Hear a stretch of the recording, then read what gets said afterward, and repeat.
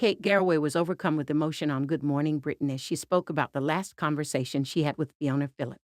Her former GMTV co-presenter Fiona, 62, announced this week that she'd been diagnosed with Alzheimer's a year ago, keeping the diagnosis to herself until now. Discussing the shock revelation on Thursday's show, Kate, 56, revealed the last time they spoke was recently, with Fiona checking in on the star's husband Derek Draper as he continues to battle the after-effects of COVID. Kate recalled, "The last conversation I had with her, which was only a few weeks ago, what she was doing was talking to me about Derek, full of love for Derek, very close to Derek, and thinking about me dealing with Derek.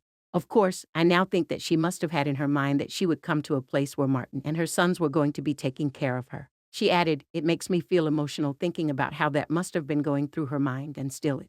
Fiona revealed this week she was diagnosed with Alzheimer's last year after being stricken with months of brain fog, anxiety, and forgetfulness. The broadcaster, whose parents both died due to the degenerative disease, also revealed she was scammed for thousands by a fraudster after being diagnosed.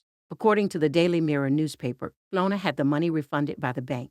Fiona's husband, ITV executive husband Martin Friesel, 64, has told how she isn't as vibrant and interested in things as she used to be following her diagnosis. He said, "My only frustration is just I want her to get better," he says. "I want her to remember things. I want the apathy to go, and I want this person back who was vibrant and interested in things and eager to do new things. But she's not there at the moment." She replied, "Really? I hadn't noticed I was being like that." He added, "But you wouldn't, because you are in the middle of it." Fiona's mom Amy was first impacted by the disease in her 50s and passed away in 2006, aged 74. And her dad Neville started to suffer with dementia in his 62nd, and he died in 2012.